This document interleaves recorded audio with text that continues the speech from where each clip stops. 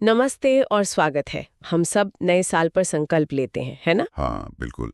Gym जाना है, नई स्किल सीखनी है। और फिर फरवरी आते आते वो सारे संकल्प कहीं खो जाते हैं। हमेशा ही होता है। आज हमारे पास जो स्रोत है वो नए साल के बारे में एक बिल्कुल ही अलग नजरिया पेश करता है। ये किसी एक साल के संकल्प की बात नहीं कर रहा, नहीं। बल्कि एक ऐसे बदलाव की बात कर रहा है जिसका असर हजारों सालों तक रहता है। जी, ये बहुत गहरी बात है। ये स्रोत एक आध्यात्मिक प्रवचन है जिसका शीर्षक है अव्यक्त बाप दादा। तो आज की हमारी पड़ताल का मिशन ये समझना है कि इस स्रोत के हिसाब से नए साल का असली मतलब क्या है। और ये हमारे रोजमर्रा के संकल्पों से इतना अलग क्यों है? हाँ, तो चलिए इसमें गहराई से उतरते हैं। बिल्कुल। तो सबसे पहली और दिलचस्प बात जो ये स्रोत सामने रखता है वो है दुनिया के नए साल के जश्न और एक आध्यात्मिक नजरिए वाले जश्न के बीच का फर्क। हाँ, स्रोत में एक बहुत खूबसूरत तस्वीर खींची गई है कि दुनिया में लोग एक दिन के लिए बुझे हुए दीपक जलाकर जश्न मनाते हैं। एक दिन के लिए, हाँ। लेकिन यहाँ बात हो रही है अनगिनत जगे हुए दीपकों की सभा की। जगे हुए दीपक, इसका मतलब है जागृत आत्माएं, है ना? जी। वो लोग जो अपनी असली पहचान को समझ चुके हैं। ये एक बहुत शक्तिशाली छवि है। बहुत ज्यादा। एक रात की आतिशबाजी के सामने हजारों दिए हमेशा जलते रहने वाले। हाँ, और इसी बात को आगे बढ़ाते हुए स्रोत एक और गहरा विचार देता है। क्या? वो कहता है कि संगम युग में हर दिन हर पल एक उत्सव है। हर दिन एक उत्सव है? हाँ, क्योंकि हर दिन खुशी और उमंग का दिन है।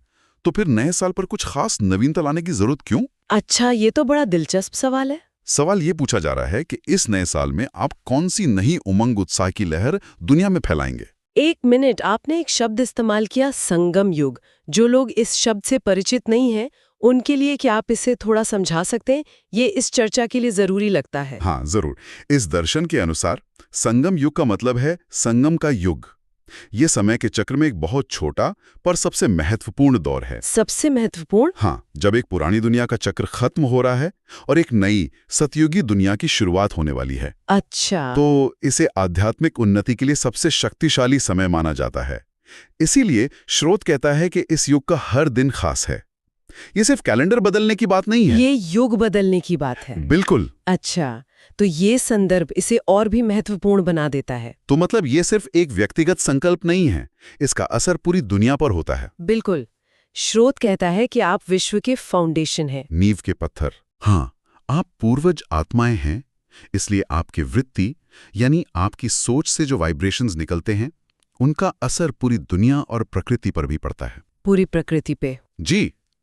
जैसे प्रकृति कभी सर्दी कभी गर्मी की वाइब्रेशंस फैलाती है, वैसे ही जागृत आत्माओं को सुख और शांति की वाइब्रेशंस फैलाने की जिम्मेदारी दी गई है। ठीक है, तो ये एक बहुत बड़ी जिम्मेदारी है। लेकिन सवाल ये है कि ये किया कैसे जाए? सिर्फ अच्छा सोचने से दुनिया कैसे बदल सकती है? क्या स्रोत इसका कोई व्यवहारिक तरीका बताता है? हाँ, और यहीं पर इस चर्चा का सबसे दिलचस्प हिस्सा आता है। स्रोत कहता है कि इस नए साल का विशेष लक्ष्य है सफलता मूर्त बनना। सफलता मूर्त यानी सफलता का स्वरूप बनना? हाँ, और इसका रास्ता है आपको मिले हुए खजानों को सफल करना। खजाने? ये कौन से खजाने हैं? स्रोत 5 मुख्य खजानों की बात करता है। समय, श्वास, संकल्प, शक्तियां और गुण। समय, श्वास, संकल्प, शक्तियां और गुण। और यहाँ जो बात सबसे आकर्षक है वो ये है कि ये सिर्फ अलग अलग खजाने नहीं हैं, ये एक दूसरे से जुड़े हुए हैं। अच्छा, कैसे? ये एक तरह से आत्मनियंत्रण की एक सीढ़ी की तरह है। अगर आप एक में महारत हासिल करते हैं तो दूसरे पर नियंत्रण पाना आसान हो जाता है। ये तो बहुत दिलचस्प है। तो चलिए एक एक करके इन खजानों को समझते हैं। सबसे पहले है समय का खजाना। हम सब जानते हैं कि समय कीमती है, लेकिन ये स्रोत इसमें क्या नया दृष्टिकोण जोड़ता है? स्रोत इसे कर्म के सिद्धांत से सीधे जोड़ता है। वो कहता है कि इस संगम युग के एक एक सेकंड को अगर आप सफल करते हैं, एक एक सेकंड को, तो उसका फल आपको भविष्य में आधा कल्प तक सफलता के रूप में मिलता है। यहाँ आधा कल्प का मतलब है हजारों साल। हजारों साल? हाँ, तो अभी का एक सेकंड भविष्य के हजारों साल की सफलता की गारंटी है। ये सिर्फ टाइम मैनेजमेंट नहीं है, ये टाइम इन्वेस्टमेंट है। बिल्कुल सही। वाओ, अभी का एक सेकंड और भविष्य के हजारों साल, ये नजरिया तो पूरी तरह से बदल देता है। किसी भी पल को बर्बाद करने से पहले सोचना पड़ेगा। सही बात है। अच्छा, अगला खजाना है श्वास। आज की दुनिया में सांसों पर ध्यान देने की यानी माइंडफुलनेस और ब्रीथ वर्क की बहुत बात होती है। क्या ये उसी तरह है? ये उससे जुड़ा हुआ है, पर इसका परिणाम कहीं ज्यादा बड़ा बताया गया है। स्रोत कहते हैं कि हर श्वास को याद और सेवा में सफल करने का परिणाम ये है कि भविष्य के नए युग में सभी आत्माएं पूरी तरह स्वस्थ रहती हैं। पूरी तरह स्वस्थ? हाँ, बीमारियों का नामो निशान नहीं होता, यहां तक कि डॉक्टर्स की भी जरूरत नहीं होती। डॉक्टर्स की भी जरूरत नहीं? जी, क्योंकि स्रोत के अनुसार जो अभी सबसे अच्छी सेवा करते हैं वे ही भविष्य में दुनिया के मालिक यानी राजा बनते हैं। ये एक बहुत बड़ा दावा है। मतलब एक नास्तिक या संशयवादी कह सकता है कि मेरे सांस लेने के तरीके का भविष्य की पीढ़ियों के स्वास्थ्य से क्या लेना देना। क्या स्रोत बताता है कि ये कनेक्शन काम कैसे करता है? ये एक गहरा सवाल है। स्रोत का जो तर्क है वो वाइब्रेशंस और चेतना के स्तर पर आधारित है। ओके। इसका मानना है कि जब कोई आत्मा अपनी हर श्वास में एक ऊंची, सकारात्मक और दिव्य चेतना बनाए रखती है तो वो न केवल अपने शरीर को बल्कि पूरे वायुमंडल को शुद्ध करती है। पूरे वायुमंडल को? हाँ, और जब ऐसी कई आत्माएं मिलकर ऐसा करती हैं तो वे उस आने वाली दुनिया की नींव रख रही होती हैं जिसकी हवा, पानी और तत्व भी पूरी तरह से शुद्ध और निरोगी होते हैं। ये कर्म का एक बहुत सूक्ष्म और सामूहिक नियम है। समझ गई। तो ये व्यक्तिगत स्वास्थ्य से आगे बढ़कर एक सामूहिक शुद्धता का आधार बनाने की बात है। इसके बाद आते हैं ज्ञान और शक्तियों के खजाने। इनका भविष्य से क्या संबंध है? ज्ञान को सफल करने यानी उसे सिर्फ सुनने की बजाय जीवन में उतारने का फल ये है कि भविष्य में आप इतने समझदार और स्वशासित होते हैं कि किसी की सलाह की जरूरत नहीं पड़ती। बिल्कुल, आपको किसी सलाहकार या वजीर की जरूरत नहीं पड़ती। आप अपने राज्य के मालिक होते हैं। और शक्तियां? और शक्तियों को सफल करने यानी मुश्किल परिस्थितियों में अपनी आंतरिक शक्तियों को इस्तेमाल करने का फल है कि भविष्य में आपको धर्म सत्ता और राज्य सत्ता दोनों का अधिकार मिलता है। मतलब आप पूज्य भी होते हैं और शासक भी। जी। और आखिर में गुणों का खजाना। गुणों को अपने व्यवहार में लाने का फल है देवता पद, यानी आप दिव्य गुणधारी बन जाते हैं। अच्छा। और इतना ही नहीं, जब आपका पाठ पूरा हो जाता है तो जड़ मूर्तियों के रूप में भी आपकी सर्वगुण संपन्न कहकर पूजा होती है। तो हर खजाने की सफलता का सीधा और बहुत बड़ा इनाम है। ये सब सुनने में तो बहुत शक्तिशाली लगता है, लेकिन ये एक बहुत ऊंचा लक्ष्य भी है। क्या स्रोत कोई आदर्श या रोल मॉडल प्रस्तुत करता है जिसे देखकर ये सब करना आसान लगे? हाँ बिल्कुल, स्रोत में ब्रह्मा बाप को एक आदर्श के रूप में सामने रखा गया है। ब्रह्मा बाप को? जी, और उनकी दो मुख्य विशेषताओं पर बहुत जोर दिया गया है जिन्हें नए साल के संकल्प के तौर पर अपनाने को कहा गया है। और वो दो विशेषताएं क्या हैं? पहली है मुरली से प्यार। यहाँ मुरली का मतलब है वो ज्ञान जो रोज सुनाया जाता है। अच्छा, वो ज्ञान। बताया गया है कि ब्रह्मा बाप का सबसे ज्यादा प्यार मुरली से था। उन्होंने अपने जीवन के आखिरी दिन भी मुरली सुनना नहीं छोड़ा। आखिरी दिन भी? हाँ, तो संदेश साफ है, ज्ञान से इतना गहरा प्यार होना चाहिए कि वो हमारी दिनचर्या का सबसे जरूरी और सहज हिस्सा बन जाए। ज्ञान से प्यार, ये तो समझ आता है, लेकिन उनकी दूसरी विशेषता क्या थी जो उनके कर्मों से जुड़ी हो? दूसरी विशेषता थी सदा अलर्ट रहना, अलबेलापन नहीं। अलबेलापन मतलब लापरवाही या चलता है वाला रवैया? बिल्कुल। स्रोत बताता है कि शरीर से कमजोर होने के बावजूद ब्रह्मा बाप अपनी जिम्मेदारियों में अंत तक पूरी तरह अलर्ट और चुस्त रहे। उन्होंने कभी भी ढीलापन नहीं आने दिया। और जाते जाते भी उन्होंने 3 शब्दों का मंत्र दिया: निराकारी, निर्विकारी और निरहंकारी। निराकारी, निर्विकारी, निरहंकारी। हाँ, यानी देह की चेतना से परे, विकारों से मुक्त और अहंकार से मुक्त। स्रोत कहता है कि इन 3 शब्दों को सिर्फ दोहराना नहीं है, बल्कि इन्हें महसूस करना है। यही उनके जैसा बनने का रास्ता है। तो ज्ञान से प्यार और अपने हर कर्म में पूरी तरह से जागरूक रहना, ये 2 मुख्य स्तंभ हैं। अब इसे नए साल के व्यवहारिक कदमों से जोड़ते हैं। स्रोत इस साल के लिए खास तौर पर क्या करने को कह रहा है? यहाँ एक बहुत महत्वपूर्ण बदलाव की ओर इशारा किया गया है। स्रोत कहता है कि अब तक आप महादानी तो बने हैं, यानी दान तो किया है। हाँ, लेकिन अब अखंड महादानी, अखंड योगी और अखंड निर्विघ्न बनने का समय है।